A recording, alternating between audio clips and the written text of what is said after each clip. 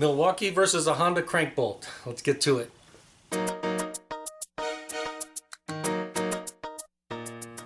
Alright, I gotta get this crank bolt off this Honda Civic, and I figured I'd bring you along.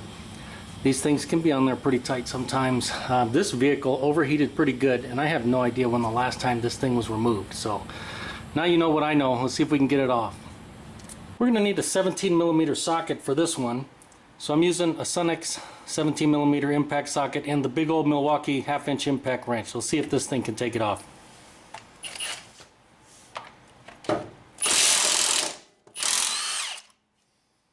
Struggled for a second, but not a problem.